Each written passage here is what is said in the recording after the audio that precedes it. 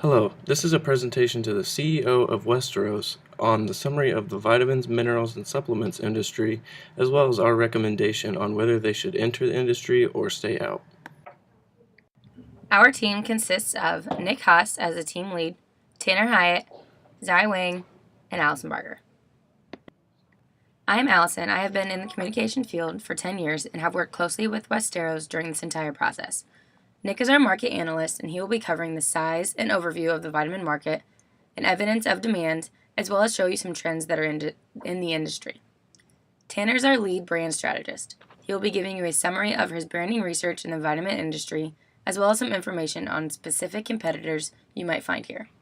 Finally, Zai, our business consultant, will give you our final recommendation and review our references.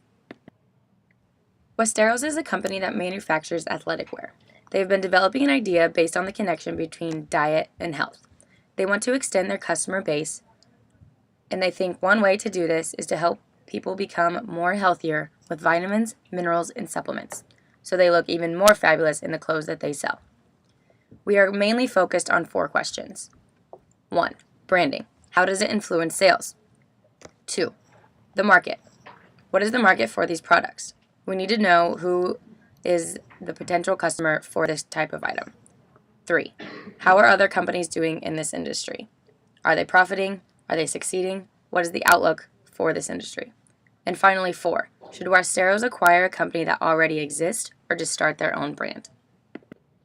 Now for the research on branding.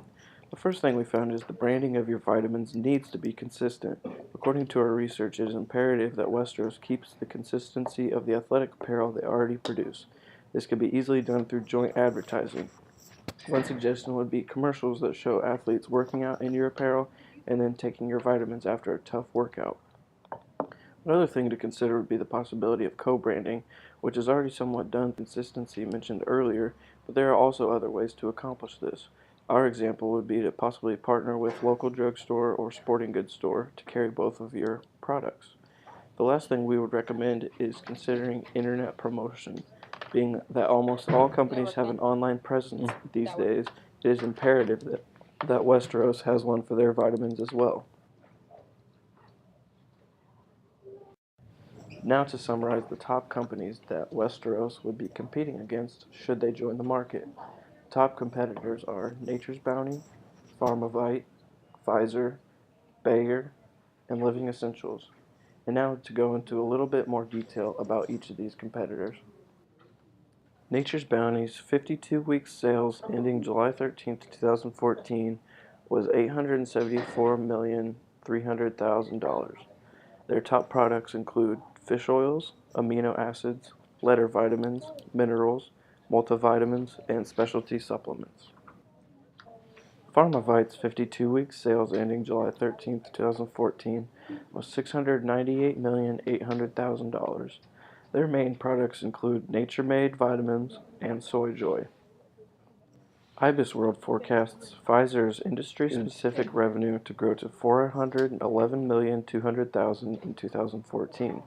Their main products include Advil, Centrum, Caltrate, and Emergen-C. Due to Bayer's dwindling popularity, Ibis World estimates sales of $230,900,000 in 2014. Their main products include aspirin, one-a-day multivitamins, and Vitacrave gummy vitamins. Finally, Living Essentials' 52-week sales ending July 13, 2014 was $329,900,000. Their main products include 5-Hour Energy and many essential oils. As a whole, the industry of vitamins and minerals has a very positive outlook. In 2013, the market size was $10.89 billion. According to Mintel, it is projected to grow to a size of $13.9 billion by 2018. This also includes a best-case scenario of the industry growing to $15 billion by 2018, with the worst-case scenario of the industry still growing to $12.8 billion by 2018. Nearly 70% of consumers use vitamins and supplements on a regular basis, and this is what is helping fuel the growth of this industry. This large percentage of users is fueled both by aging populations and the continuing fad of a healthy mindset by most consumers. After basic research, we determined that women and the elderly are the two categories most likely to use vitamins. This is due to the fact that women take them for appearance-based reasons, and the elderly take them for health benefits as they become older. Because of this, men, specifically younger men, are more skeptical and can pose a challenge in the future. I got it. Also, as the U.S. population is becoming more diverse, it is important to keep in mind that vitamin usage among non-white users is much lower than white users. This is important to keep in mind because it opens up the possibility of specific branding that could appeal to populations of all different culture types. Another thing to consider is the fact that healthcare costs are increasing. This will allow companies to promote vitamins as more of a health benefit to consumers. Next one's there. However, it is important to keep in mind that lower income families may not be able to afford these vitamins, so there is a possibility of an opening in the market for a lower price point type of vitamin. Lastly, it is important to keep in mind that trends in the media affect the sales of vitamins as well. We have seen this recently with the increased sales of vitamin D in fish oil. It is critical to keep in mind that what is going on in the media is also important to what types of vitamins will sell and which ones will flop in the market. According to our analysis, our group recommends that the company should stay in the business of vitamins. The general outlook of this industry is quite positive. The market size is projected to grow a lot from 2013 to 2018, based on the data from Mintel.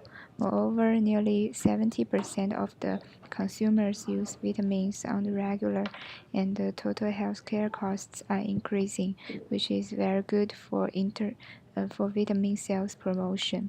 As for further suggestions, the company can make more efforts on young men customers and non-customers, since among older people, women and elderly are usually more likely to use vitamins. Furthermore, the company can target lower income families by introducing more lower price products. Media also plays a very important role in increasing the sales too. For instance, internet promotion. As for branding, it should be consistent, and co-branding with other companies is a good idea. In conclusion, our group recommends that the company should stay in the business. This is our references. We get the information mainly from Mintel, IBIS World, and other database. Thank you so much for listening and watching.